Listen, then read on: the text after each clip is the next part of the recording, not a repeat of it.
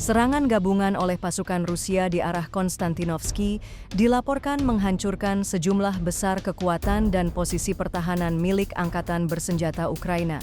Rekaman yang diunggah pada Minggu, 18 Mei 2025, menunjukkan operasi tempur intensif yang dilakukan oleh kelompok penyerang dari Resimen Senapan Bermotor ke-33, Divisi Pengawal ke-20, dibantu kru UAV serta dukungan tembakan dari artileri dan serangan udara.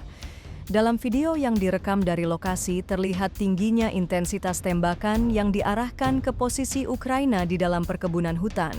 Kombinasi drone serang, artileri berat, serta tembakan udara menghasilkan efek kejut signifikan terhadap pasukan Ukraina yang terlihat terpukul dalam menghadapi gempuran ini. Dalam momen terpisah, dua penembak Jitu Rusia yang disebut dengan Sandi Nemets dan Muzon berhasil menghancurkan sebuah drone heksakopter tipe Baba Yaga milik Ukraina dalam operasi pengintaian di udara.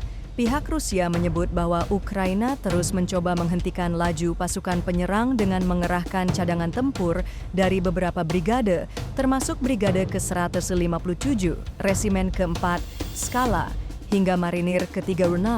Namun menurut klaim pasukan Rusia, semua upaya tersebut mengalami kegagalan berat.